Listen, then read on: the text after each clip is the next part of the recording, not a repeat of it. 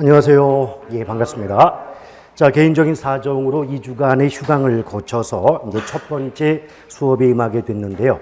자, 본 수업을 진행하기 앞서서 몇 가지 당부와 양해의 말씀을 드리고자 합니다. 일단은 이제 상태를 보셔서 아시겠지만 제가 지금 수술을 받은 부위가 입 부분이에요. 그래서 잇몸 속에 들어가 있는 물혹을 낭종이라고 하는데 낭종 제거 수술을 받아서 신경이 절단이 됐습니다. 그래서 입의 절반의 감각이 없어요. 그래서 앞으로 이게 영구 장애가 될지는 모르겠지만 신경 자체가 손상되다 보니까 발음상의 문제가 좀 있을 수가 있습니다. 그래서 한 2, 3주 지나면 훨씬 좋아질 수가 있으니까 좀 양해를 부탁드리겠고요. 또 한 달 정도 제가 말을 못했어요. 그래서 성대가 상해가지고 지금 제 목소리가 안 나옵니다. 요 점도 약간만 이해해 주시면 고맙겠고요. 그 다음에 학습 방법에 대해서 두 가지만 간략히 말씀드리고 싶은 게 있는데요. 일단은 아시겠지만 우리 공인중개사 6개 과목 중에 유일하게 법률 과목이 아닌 게 학개론 아니겠습니까? 이것은 법 과목처럼 공부했다가는 말 그대로 초토화가 되는 과목이에요. 무슨 말이냐면 여러분 상식적으로요. 법 과목에 대해서 문제를 출제하면 출제자 입장에서 법의 규정에 관계없는 걸 낼 수는 없잖아요. 법에 나온 대로만 출제할 수밖에 없지 않습니까? 그렇다면 법 과목은 막말로 열심히 외우기만 해도 왜 그런지는 모르겠지만 답은 맞출 수가 있어요. 근데 학개론 과목은 이론적인 과목이다 보니까 똑같은 말을 가지고도 문장 표현이 30문장 이상입니다. 같은 말을 가지고도 예컨대 뭐 탁자가 있다는데 예컨대 엉덩이가 있으면 다른 사람은 궁뎅이, 또 다른 사람은 볼기짝, 어떤 사람은 뭐 쌍바위꼴 뭐 이런 식으로 대단히 다양한 문장 표현이 있기 때문에 그 다양한 문장 표현을 다 익히지 못하고는 모든 내용을 이해한다 할지라도 점수는 얻지 못하는 과목이 학개론이다라고 보시면 되겠습니다. 그래서 미시적 학습이 아니라 거시적 학습이 필요한데요. 무슨 말인가 하면 반복이 필요하다는 거예요.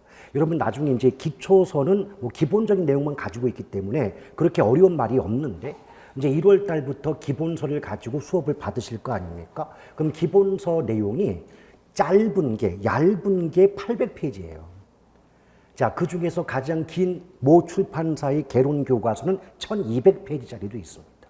그런데 그 얇은 800페이지 분량을 이 2달 만에 끝내야 돼요. 그럼 4시간씩 해도 8주면은 32시간이죠. 32시간에 800페이지를 나가려면 뭐 상수적으로 계산을 해봐도 1시간당 거의 뭐 50페이지 이상씩 나가야 되는 거 아닙니까? 그렇죠? 그런데 여러분들은 이제 보시면 아시겠지만 듣도 보도 못한 말들의 연속이에요. 우리가 일상에서 접해보지 못했던 생소한 말들을 뜻도 못 알아듣고 있는데 아주 빠른 속도로 수업을 진행할 수밖에 없는 한계가 있다는 겁니다. 아시겠죠? 그러면 당연히 못 알아들어요. 언제까지 못 알아듣느냐? 6개월 동안. 반년 동안 못 알아듣는 게 정상입니다. 이걸 우리는 예쁜 말로, 고급진 말로 하면 절대적 학습 시간이 필요하다. 이런 말 쓰거든요. 이 절대적 학습 시간이 뭐냐? 하버드를 나오고 서울대학교를 나왔던 간에 이 강의 내용을 정확히 이해하고 알아들을 때까지는 6개월은 필요하다는 거예요. 근데 대부분은 어때요? 3개월 정도 듣다가 이해가 잘 안 되면 저놈이 이상한 놈이 아닌가?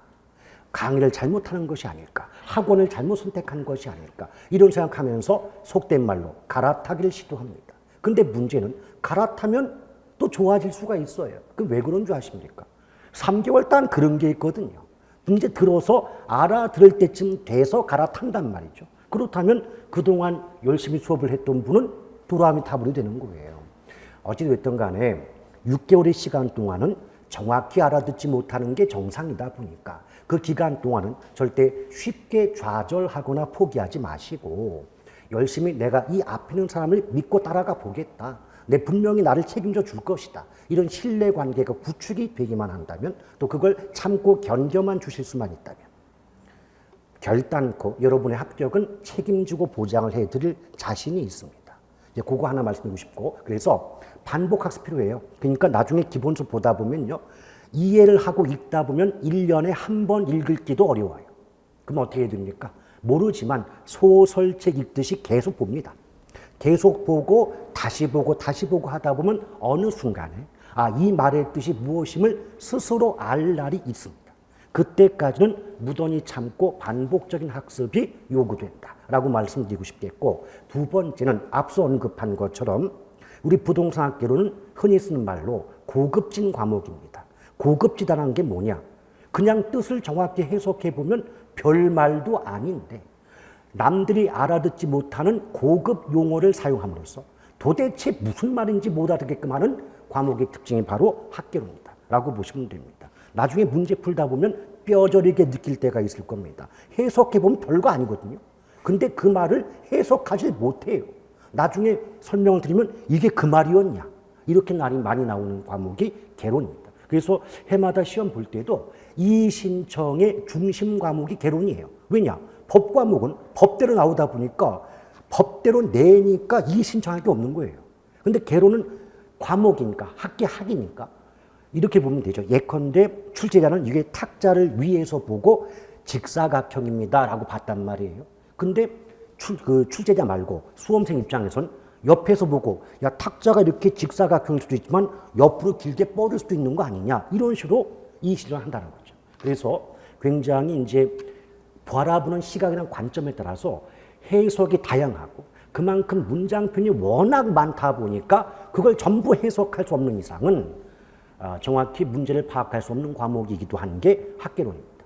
그럼 그것을 파악하기 위해서는 어떻게 해야 됩니까? 어렵지만 제 수업의 특징은요, 어차피 우리의 목적은 뭘까요?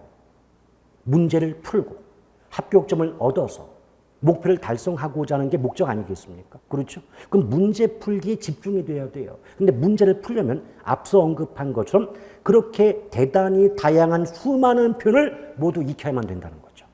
저는 수업을 그렇게 합니다. 그래서 처음에 제 수업을 듣는 분들은 거의 멘탈 붕괴가 옵니다. 왜냐? 다른 선생님들은요, 그냥 어떤 말이 나오면 말뜻 하나만 설명하고 넘어가십니다. 그런데 저는 그 말뜻을 설명하면서 이게 기출문제에서는 어떤 식으로 표현이 바뀌어 나왔다, 이걸 모두 다 말씀을 드립니다. 그럼 처음에 말뜻도 어려운데 이게 기출문제 나왔던 다양한 표현을 함께 설명을 하니까 왜요? 굉장히 어렵게 느껴지겠죠. 근데 제가 아까 몇 개월을 참아달라 그랬습니까? 6개월입니다. 6개월 참고 견디잖아요. 그럼 어떤 현상이 발생하느냐? 맨날 봤던 게 나오는 거예요. 어떤 모의고사, 어떤 기출문제를 풀어도 수업 시간에 맨날 했던 말이 나오는 거예요. 그러다 보니까 어떻습니까? 남들은 어렵게 느낄 때 우리들은 맨날 수업 때 앞에서 했던 말도 나오는데 하면서 답을 톡톡 찍는 이런 현상이 나타나는 거죠. 근데 그렇게 되기까지는 정말 6개월 동안 앞에 있는 사람이 이가 갈릴 정도로 싫어질 겁니다. 그러나 어차피 저의 목적은 인기 얻고자 하는 게 아니에요. 여러분의 고통의 시간을 어떻게 하든 단축해 드리고 싶은 마음이기 때문에 인기에 연연하지 않고 그런 수업 방식을 지금까지 고수를 해오고 있습니다. 그래서 그 결과는 항상 좋았다는 거죠. 그러니까 그 두 가지 학습을 반드시 좀 해주시기를 부탁드리겠고, 그리고 지금은 기초 시간이죠. 기초 시간이면 필기 이런 거 필요 없어요. 아니 뭘 알아듣지도 못하는데 필기를 왜 하고 있냐는 얘기도 있지. 그래서 제가 항상 매년마다 이걸 느낍니다. 어떤 분들의 요약집은 선생님 저보다 더욱 깔끔하고 완벽한 체계가 있습니다.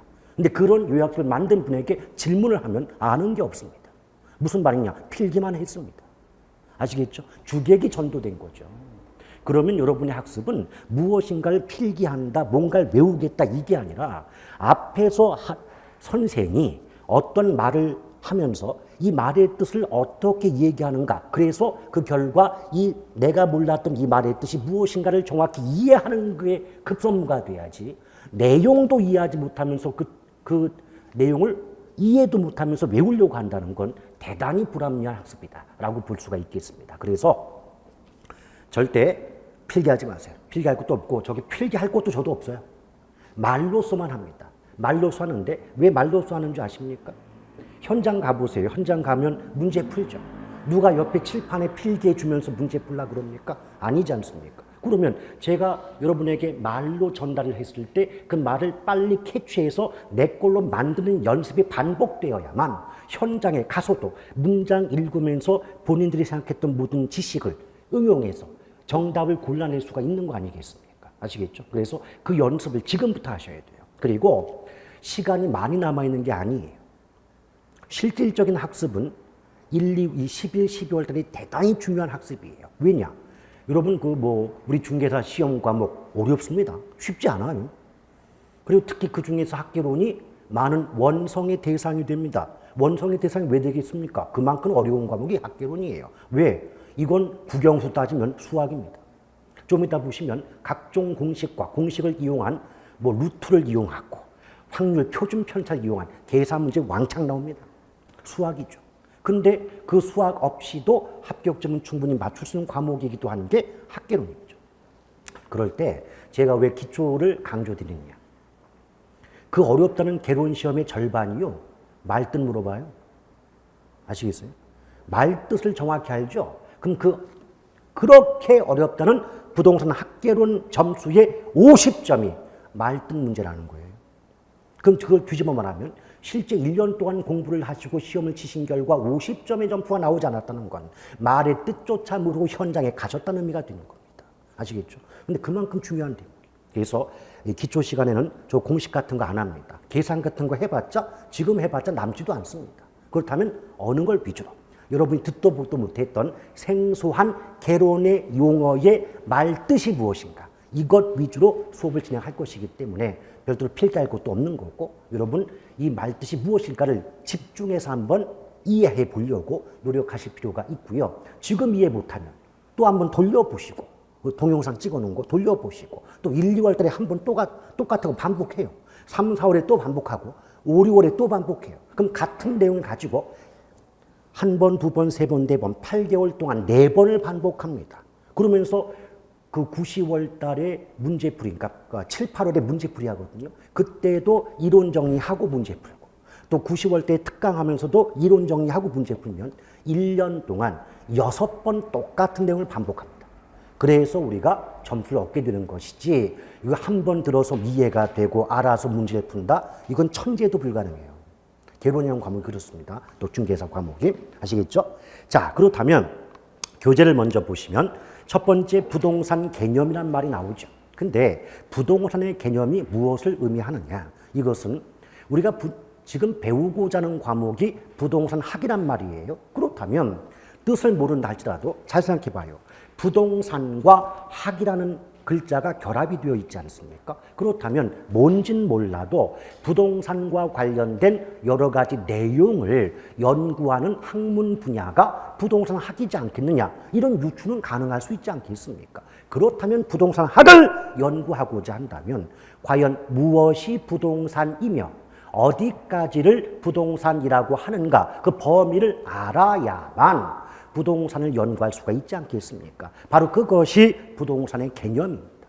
그럼 부동산 개념이 나오면 그게 두 가지가 나옵니다. 복합 개념의 부동산과 복합 부동산 두 가지가 나오거든요. 그러니까 교재의 그 내용에 연연하지 마시고 한번 들어보세요.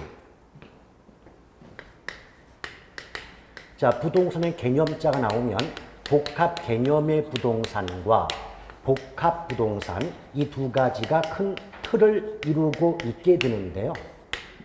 근데 이 복합 개념에 대해서 저는 말씀드리고 싶습니다. 왜냐? 이 복합 개념이란 용어 자체가요, 가장 첫 번째 부동산 총론부터 가장 마지막 부동산 감정평가론까지 여러 다양하게 계속적으로 반복되는 용어 중에 하나거든요.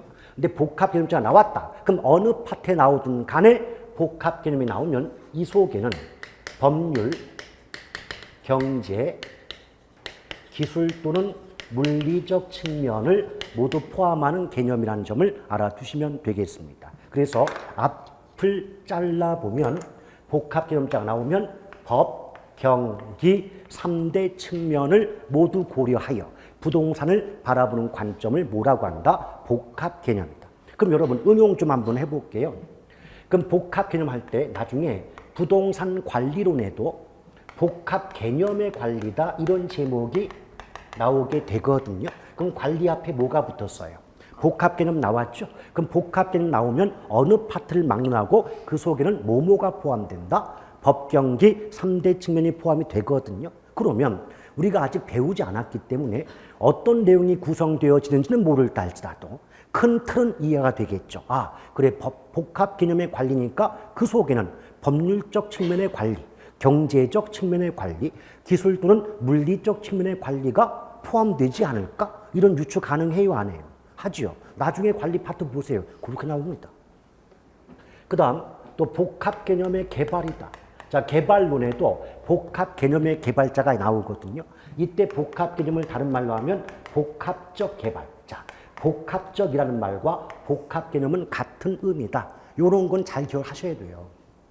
그럼 생각해봐요. 우리 지금 총론도 아직 안 배웠는데 개발론은 더더욱 모르지 않겠습니까? 근데 뭔지는 모르겠는데 개발 앞에 복합적이란 말이 나왔어요. 그럼 복합적이란 말은 복합 개념과 같은 말이거든요. 그러면 내용은 뭔지 몰라도 이 구조 속에는 뭐뭐가 포함될 거라고 유추가 됩니까? 법률적 측면의 개발, 경제적 측면의 개발, 또 기술 또는 물리적 측면의 개발이라는 그런 관점이 이 속에 포함이 되지 않을까 유추가 되지 않습니까? 그렇죠. 다 똑같단 말이에요. 그래서 이 복합 개념인자가 나오면 어느 파트를 막론하고 그 속에는 법, 경기 3대 측면이 모두 포함이 된다. 녹아있다. 이 세 가지 측면을 모두 고려하는 의미다. 라고 보시면 돼요. 이때 다시 법률과 경제적 측면은 형태가 없다는 관점에서 무형적 측면으로 구분이 되고 기술 또는 물리적 측면은 형태가 있다는 관점에서 유형적 측면으로 구분해 볼 수도 있다는 거죠. 근데 문제가 쉽게 나왔을 때는 이런 문제도 있었습니다. 한번 들어보실래요? 다음 서술된 내용 중 틀린 것을 골라라 해놓고 복합 개념의 부동산 중 법률적 측면의 부동산과 기술적 측면의 부동산은 유형적 측면에 해당이 되며 경제적 측면의 부동산은 무형적 측면에 해당한다. OX. X죠. 기출문제 맞췄네요. 아시겠어요? 별거 아닌 것들이 전부 문제예요. 그러니 이것도 문제는 뭔데?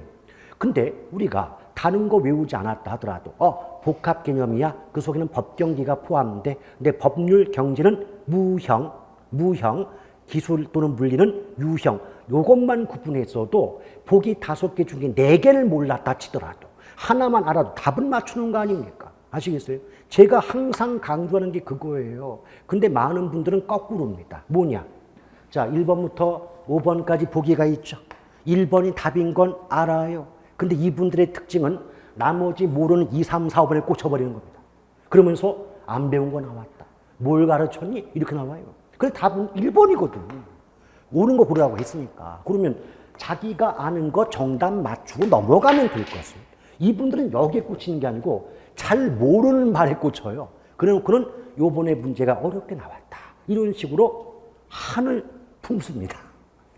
이런 식으로. 아시겠죠? 그러니까 무슨 말이냐. 어차피 우리는 학문을 연구하고자 오신 겁니까? 답을 맞춰서 합격을 하고자 오신 겁니까? 후자 쪽이죠. 그럼 답 맞추게 만들면 되는 거지. 답을 맞추게 해주는데도 그걸 의식적으로 거부하고 나는 나대로 공부하마. 그러면 학원을 왜 오십니까? 아시겠습니까? 그러니까 옛말에 딱 맞아요. 잘 되면 내 탓이고 잘못되면 조사 탓이다. 딱 그거에 맞거든요. 그러지 마시라 이거예요. 그래서 제가 앞서서 6개월만 참아달라. 우리 상호 간의 신뢰관계 구축하고 서로 믿고 의지하고 따라가자. 이걸 강조한 겁니다. 왜? 누구한테 배워도요. 6개월 동안 따라가시면 다 합격은 다 시켜줘요. 지금 시장 구조상. 아시겠어요? 여러분 그 어려웠던 혹시 들어보신 적 있나 모르겠습니다. 여러분들이 지금 보고자 하는 회차는 몇 회차입니까? 29회죠. 혹시 15회의 전설을 들어보신 바가 있나요? 15회의 전설. 그 어려웠다는 15회차. 응? 300명 학원 중에 2명 합격했으면 잘 됐다고 했던 그 전설의 15회차. 오케이? 그 15회차 이후에 이 공인중개사업계가 거의 초토화됐습니다. 왜? 합격률이 너무 적었거든요. 0.005%인가? 1.3%예요? 공식 기록으로. 근데 실제 체감으로 훨씬 줄어요. 체감으로 따지면. 그런데 그럼 1.3%가 뭐냐? 10만 명 응시했을 때 1,300명 합격한 건가요? 맞죠? 그게 1.3이죠. 10%면 10,000명이니까. 이거예요. 그럼 어떡합니까? 그때 난리 났었습니다. 정부종합청사 유리창 다 깨지고 여의도에 깃발 흔들면서 모여가지고 정부를 규탄하고 그래서 재시험을 쳤던 게 15회차입니다. 근데 이걸 왜 말씀드리냐면 생각해 보세요. 그럼 합격자 수가 이렇게 적었으니까 의도하진 않았지만 학원 입장에서는 치명타 아닌가요? 그렇죠. 왜? 학생들은 일단은 누구에게 책임을 돌리겠습니까? 학원이나 또는 학원의 선생들에게 책임을 돌릴 수밖에 없지 않겠습니까? 억울하니까 자기들도. 그럼 어떻게 돼요? 그 당시에 학원 전국의 학원 수가 200개였다면 그중에 100개가 문 닫았습니다. 그럼 절반의 학원이 문을 닫았다고요. 근데 선생은 그대로 남아있을 거 아닙니까? 그럼 얼마나 고난의 시절을 겪어온 선생들일까요? 그걸 겪고 지금까지 남아있다는 것은 그 사람, 지금 현재 남아서 강의를 하고 있다는 사람은 그 사람의 인지도가 높건 낮건 간에 누구한테 맡겨놔도 따라오기만 해준다면 합격을 시켜줄 능력자들이라 이 말이에요. 아시겠죠?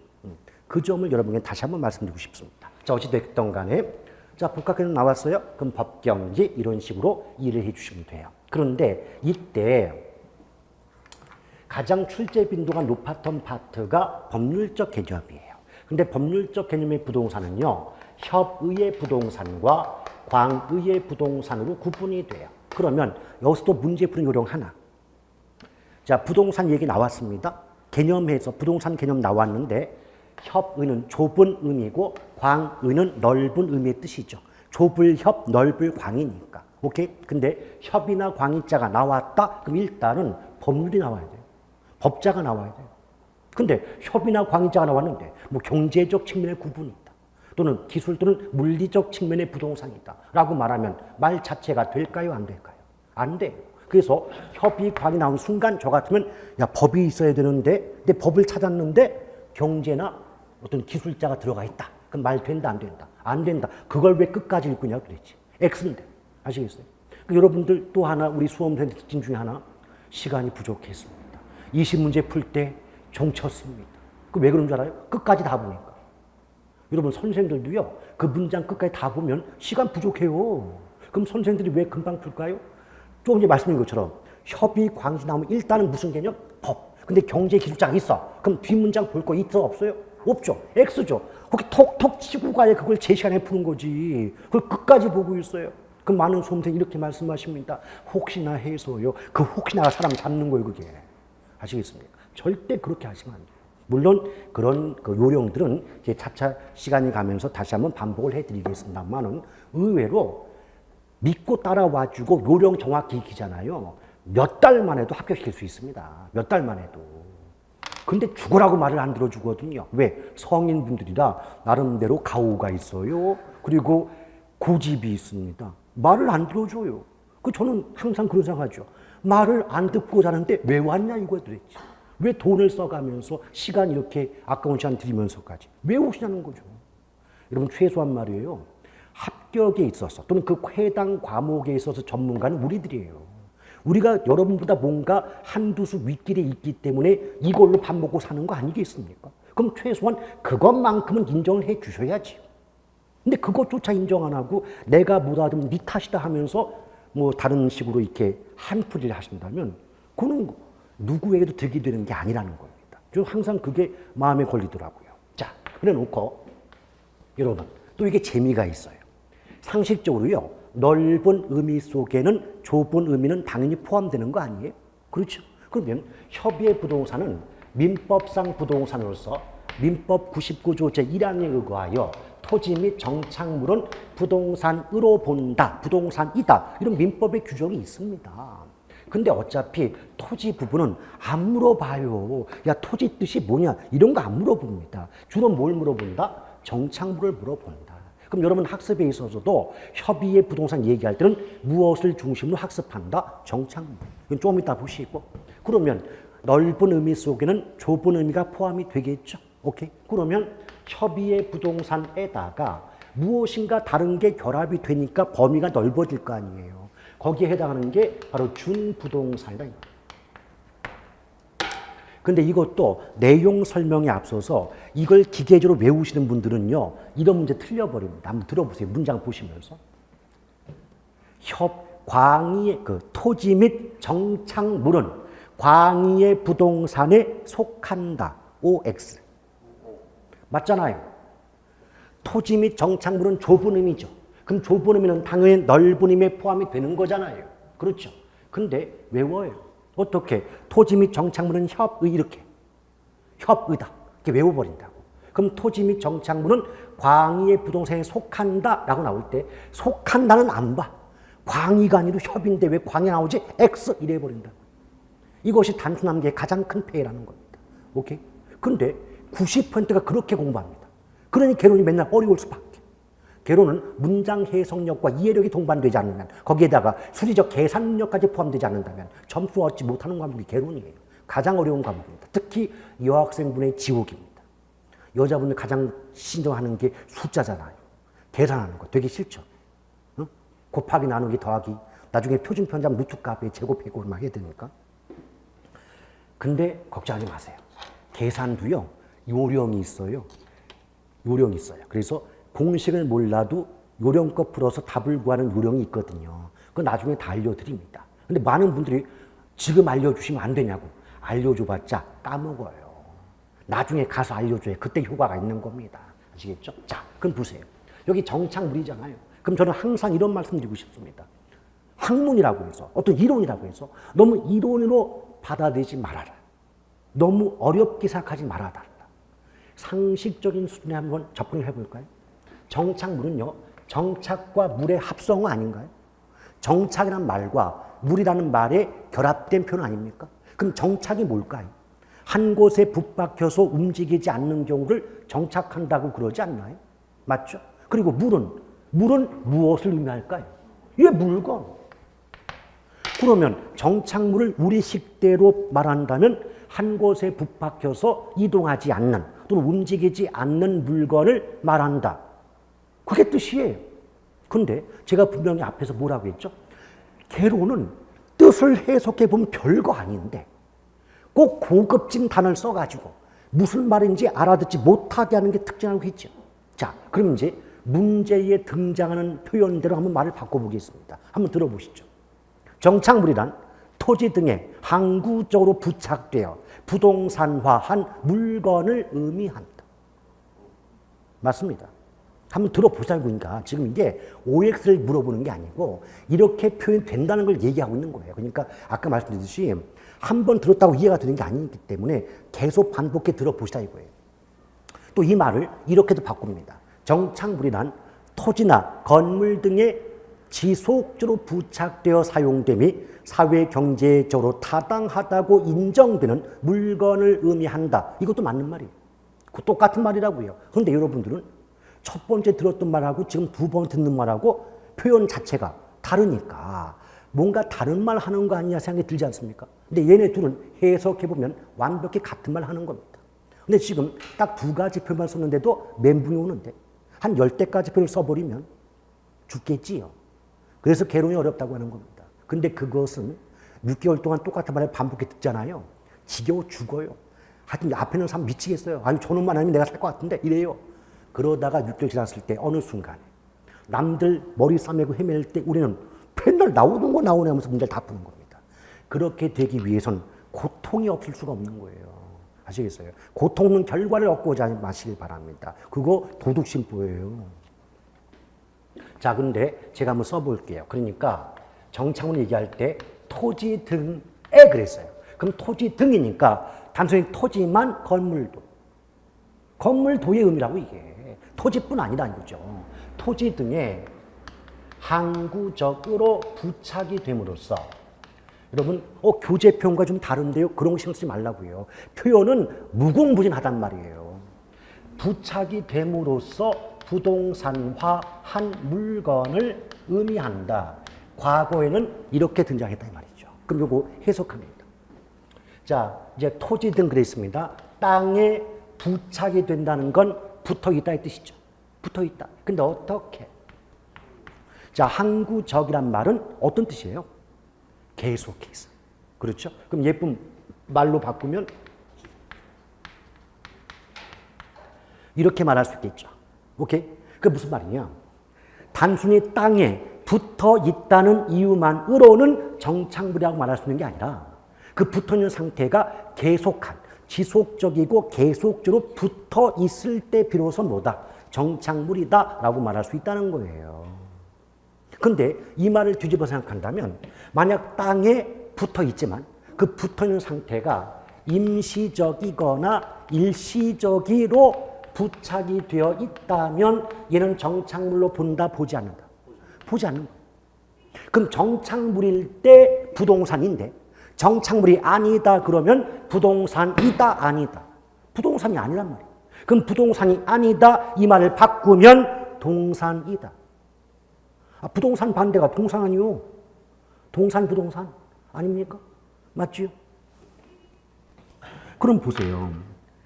여러분들 입장에서는 이런 긴 문장을 다 외울 필요까지는 없습니다. 근데 핵심이 뭡니까?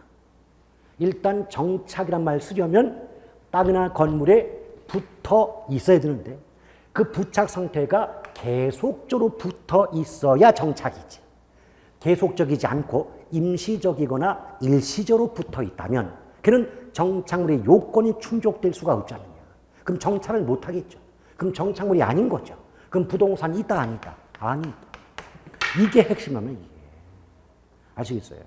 그럼 예컨대 토지 등에 부착된 물건은 정착물로서 부동산에 해당한다. OX.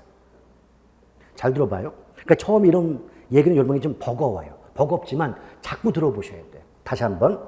토지 등에 부착된 물건은 정착물로서 부동산에 해당한다. OX. X예요. 왜냐? 그냥 부착된 게 아니라 어떻게 부착이 돼요? 이 조건이 충족이 되지 않으면 붙어 있다는 이유만으로는 정착물이 아니라 이거예요. 아시겠어요? 그러니까 어떤 용어의 뜻을 정확히 알고 그 말이 성립되기 위한 전제 조건 충족을 한다면 굳이 저 문장을 외우지 않고도 어떤 말이 OX가 판가름되는 거 아니에요? 그게 개론이에요. 아시겠어요? 이걸 무턱대고 여기 있는 편 800페이지 분량을 몽땅 다 외웠다 할지라도 출제자가 단어 한 글자만 바꿔놓으면 초토화시키는 건 일도 아닌 겁니다. 왜? 그대로 안 나오니까 말 뜻을 모르는데 문제를 어떻게 풀어요? 아시겠어요? 자, 그럼 여러분 부동산화했다. 무슨화했다. 화자가 붙는 것은요. 성격이 바뀌었다는 뜻이에요. 예컨대 여러분 액체가 아닌데 액체 상태로 바뀔 때 액화란 말 안 써요? 안 그래요? 아니 액화란 말 들어본 적 있죠? 네. 그러면 기체가 아닌 게 기체 상태로 바뀔 때 뭐라 그래요? 기화된다. 기화된다. 어? 맞죠? 초등학교 자연시간만 들어 다 하는 말이 이게 무슨 말이냐? 무슨 화자가 붙었다는 건 원래는 그게 아니었는데 그걸로 성격이 바뀌었다는 얘기 아니야. 그럼 부동산화 했다는 말은 원래는 부동산이다 아니다. 아니다. 원래는 부동산 아니었다. 그런데 땅에 계속해서 붙어 있기 때문에 부동산으로 성격이 바뀐 물건이 뭐다? 정착물이다. 해석해 보면 그렇잖아요. 아시겠어요? 요즘 말뜻 언어적 해석력이 없으면 개론은 정말 이해하기 어려워요. 왜? 전부 말뜻 해석이기 때문에. 그러나 한 번 이해가 됐다. 다시 공부 안 해도 되는 과목이기도 합니다. 왜? 뜻이 그 이해가 됐는데 상대방의 문장을 아무리 바뀌어본들 그 말이 어떤 말인지 해석이 되는데 무슨 공부를 또 합니까? 그만큼 또 재밌는 과목이기도 한 게 개론입니다. 그래서 이과 분들이 가장 좋아하는 과목이 개론이죠. 딱딱 떨어지니까. 문과 쪽이 힘들어하는 과목이 개론이고. 왜? 문과는 왜가 싫어. 그냥 A면 뭐가 답이다가 좋은데 왜 답이냐를 얘기하니까 개론이 문과 부분은 어려운 겁니다. 자, 그럼 여러분 한 가지 얘기해 볼까요? 여러분 대부분 아파트에 거주하시죠? 그럼 아파트 층마다 신축 당시부터 각 층마다 소화전 설치되어 있죠? 그럼 소화전은 쉽게 말하면 고무호스 아니에요? 소화전이 우리말로 하면 고무호스 아니냐고. 소방호스 아니에요? 맞죠? 그러면 그 소방호스 자체는 이동이 불가능한 부동산이었습니까? 이동이 가능한 동산이었습니까? 이동이 가능하니까 올려가지고 층마다 부착을 했겠지. 맞죠? 그러면 소방호스, 소화전은 원래는 동산이었어요. 근데 그것이 아파트 신축 당시부터 그 벽면에 부착이 됐죠. 그리고 그 아파트가 붕괴되거나 재건축되기 전까지는 계속하여 아파트 벽면에 부착이 되어 있겠죠. 그러면 소방업소는 처음에는 부동산이 아니었으나 건물 등의 벽면에 항구적으로 계속하여 부착이 됨으로써 그 아파트라는 부동산의 일부가 된 셈 아닙니까? 그럼 소화전은 결국 정착물이고 부동산으로 보는 겁니다. 아시겠어요? 여러분, 여러분들은 이제 처음에 볼 때 굉장히 혼란이 와요. 아니, 고모소가 왜 부동산이야? 이거 학이라니까. 부동산 학이라니까요. 학문의 관점에서는 이런 요건이 충족이 되기 때문에 얘는 정착물인 것이고, 정착물이니까 부동산의 개념에 포함을 시킨다 의미가 되는 거예요, 이게.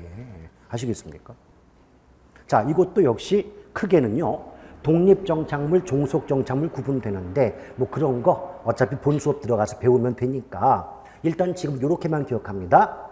땅이나 건물에 계속해서 붙어 있으므로 부동산으로 성격이 바뀐 물건 또는 이건 얘는 부동산이야 라고 인정이 되는 물건이 뭐다? 정착물.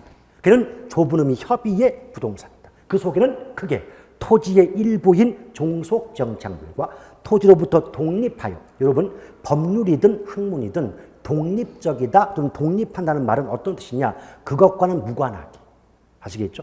토지와는 독립하여 거래의 객체가 된다. 그 말은 토지는 내버려 둔 채 토지와는 별도로 그것만을 거래할 수 있는 경우를 의미합니다. 예컨대 이런 경우 있죠? 여러분, A라는 토지 위에 B라는 건물이 있어요. 근데 혹시 그런 경우 보셨는지 모르겠는데 토지 위에 건물이 있는데요. 토지는 내버려 둔 채 땅 위에 있는 건물만 팔아먹는 경우 보셨어요? 그런 경우 보셨냐고? 있어요. 자, 토지 위에 건물이 있어요. 근데 이 건물은요, 토지와는 별도로 건물만을 매매할 수 있다고요. 그럼 이때 건물은 토지와는 별도로 거래의 객체, 거래할 수 있는 대상이 되는 거 맞죠? 이런 경우를 독립정착물이라고 말합니다.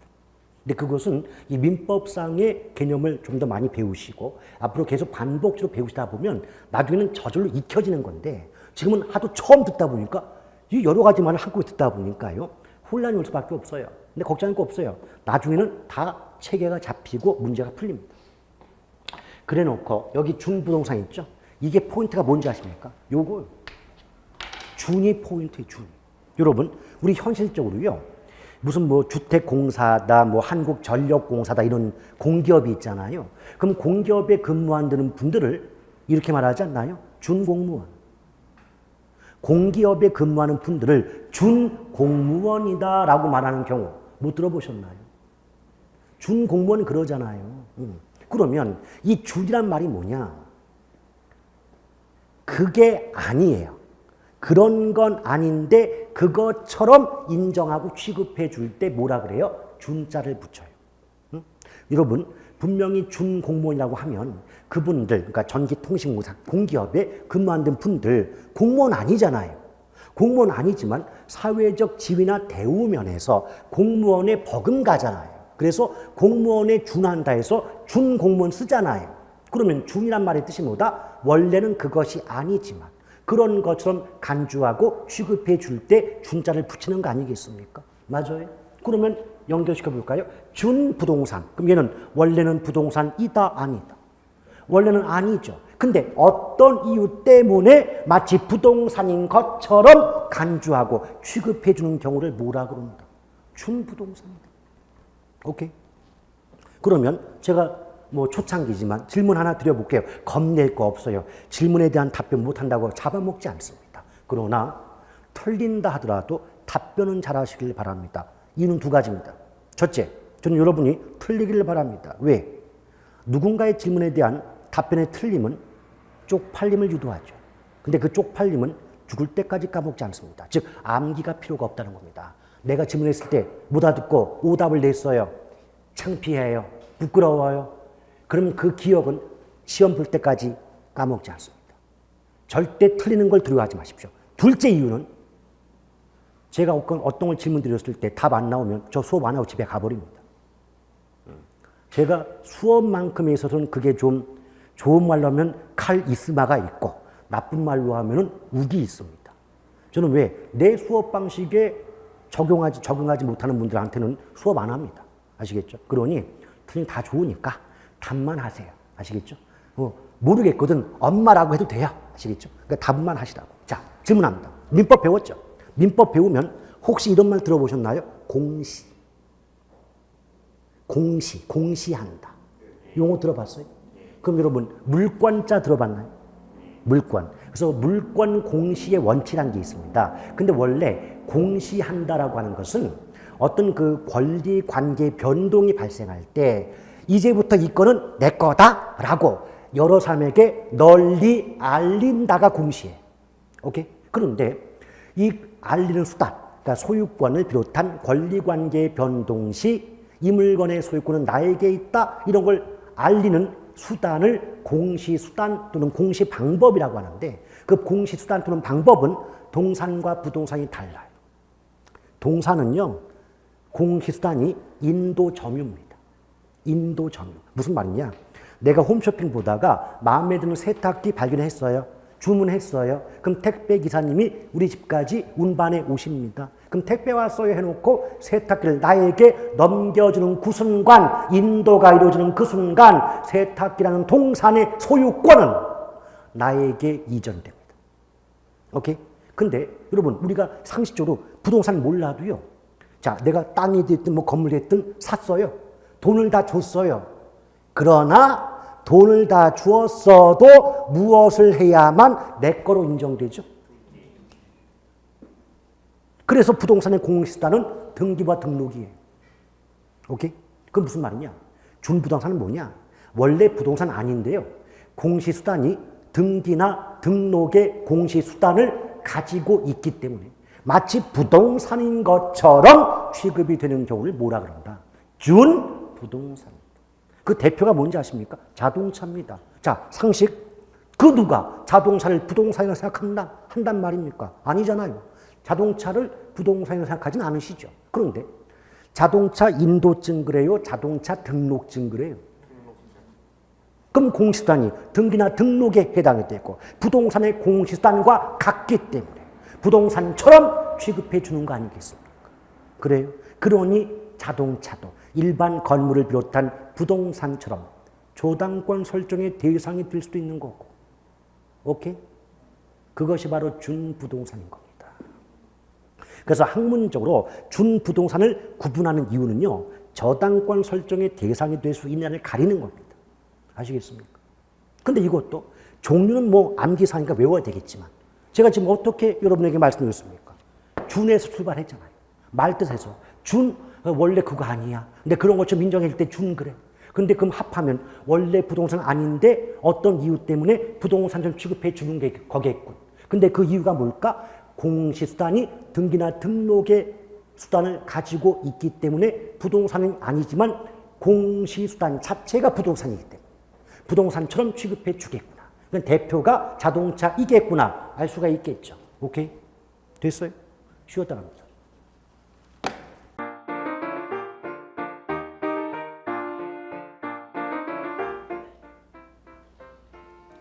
안녕하세요. 부동산 공법 강의하는 고상철입니다. 지금 현재 우리가 이제 공부를 하다 보면은 가끔가다 이제 자료를 좀 편하게 좀 보고 싶은데 우리가 일일이 출력을 하거나 할 수가 없기 때문에 제가 이제 SNS에서 바로 자료 다운 받아서 스마트폰에서 바로 볼 수 있게 자료 다운 받는 방법하고 그리고 필요한 플레이, 예를 들어서 동영상도 볼 수 있게 밴드를 만들어 놓은 게 있는데요. 그 밴드를 제가 간단하게 소개시켜 드릴 건데 밴드는 다 스마트폰에 다 있으실 거예요. 그럼 이제 제가 하는 거는 안드로이드로 하는 거기 때문에 만약 아이폰 갖고 계신 분들은 그냥 똑같이 밴드만 하나 만드시면 돼요. 밴드 이제 플레이스토어에서 다운 받으신 다음에 자 이거 눌러요. 누르면 이제 맨 화면 나올 건데 여기 보시면 돋보기 모양의 밴드 찾기예요. 그럼 이거를 제가 눌러보겠습니다. 누르면 검색하는 기능이 나올 거예요. 그래서 여기다가 밴드 게시글 검색해 보세요 했는데 여기다가 공수모라고 치면 돼요. 공수모. 네, 공수모라고 치고 검색 누르면 됩니다. 검색. 다 누르면 지금 현재 우리 공인중개사 수험생 모임에서 줄인 약자예요. 공수모에서 요거를 이제 들어가는 거야. 클릭 딱 하면 화면이 바뀌면서 지금 현재 오늘 매일매일 자료가 올라가기 때문에 공지사항이 3가지가 있어요. 3가지 현재 눌러보시면 제가 바로 어제 그저께 체계도 강의 한 강의 자료 여기다 올려놨어요. 그래서 2017년도 부동산 공법 체계도 해가지고 요거 누르시면 한번 볼게요. 이제 매주 제공하는 자료인데 여기 2017년도 자료 다운받으실 때는 여기 화면 보시면 이렇게 해서 이제 다운받는 표시예요. 그래서 요거를 클릭을 딱 하면 파일 여기가 나올 거예요. 바로 열면은 화면에서 볼 수 있고 휴대폰에 저장하고 싶다 그러면 내 휴대폰에 저장했다가 불러오면 되고요. 그리고 네이버 클라우드 같은 거는 혹시 네이버는 쓰시는 거니까 거기다 저장해 놨다가 나중에 필요하면 컴퓨터에서 프린트 하실 때 쓰는 거예요. 그래서 여기 일단 전 파일 여기를 해볼게요. 파일 여기 하시면은 여기 화면에 지금 현재 다운을 받는 게 보일 거예요. 다운을 받고 난 다음에 화면이 이제 뜹니다. 그래서 이 화면이 뜨죠. 원래 맨 첫 화면 이제 부동산 공법 체계도 제가 그 6시간 정도, 7시간 정도 촬영한 그 강의 자료인데 이걸 넘기면 이제 우리가 했던 강의 자료거든요. 근데 확대를 넘기면 내 눈으로 좀 크게 보겠다 그러면 확대해서 순서대로 이렇게 보시면 돼요. 움직이면서 보시면 돼요. 그래서 요거 총 14페이지니까 14페이지까지 해서 제가 확대 한번 해볼까요? 자, 그래서 내가 관련된 자료 좀 보고 싶을 때 이렇게 다운받아서 보시면 되고요. 다시 나갈게요. 자, 이제 이거는 이제 그 일반 자료고 매일매일 올리는 자료도 있어요. 그래서 3월달 매 월마다 어떤 개정되는 거, 공법 같은 경우는 개정되는 게 너무 많기 때문에 그 관련된 거랑 그리고 이제 파일로 용어 정립 같은 거 올려주고요. 오늘 하루하루 이제 올라올 때, 자, 오늘이 지금 제가 촬영한 날이 3월 28일이거든요. 이날 에드프로 공인중개사 부동산학 개론 문제 있으면 내가 2차만 보시는 분들은 안 보셔도 되고 1차, 2차 같이 하시는 분들은 같이 보시면 되고요. 그리고 세법 모바일 매일 용어도 하나씩 올라가니까 심심할 때 세대가 뭐냐 그 구분에 대한 거 그리고 1일 학습이라고 해서 28일 오늘 하루 한 문제 이제 평가해 보는 거예요. 풀어보면 누르시면 한 문제 풀고 쭉 올리면 이제 답은 맨 밑에 있습니다.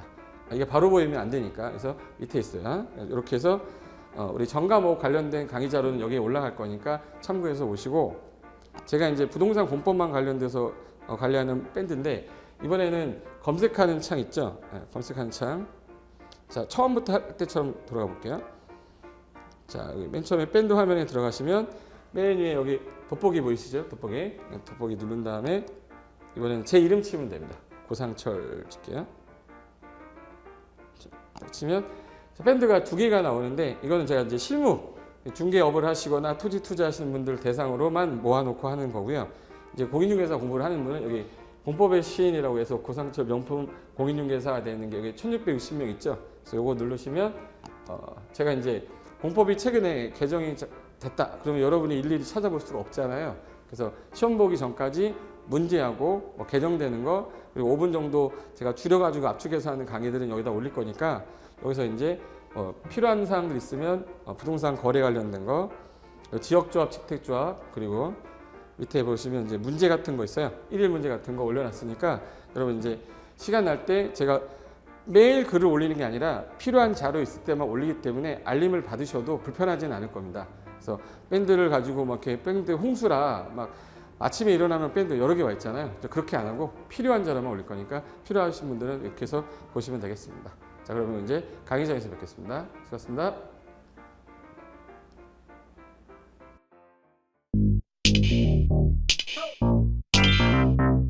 검색하던 창으로 다시 오셔서 자격증을 딴 후에 내가 뭐 상가 예를 들어서 상가 중개라든지 예를 들어서 토지 중개 또는 아파트 중개 하기 위해서 여러 가지 소식을 좀 많이 받으셔야 되는데 실질적인 자료는 365 부동산 스터디라고 그래요. 그래서 약자로 365 부스라고 치시면 됩니다.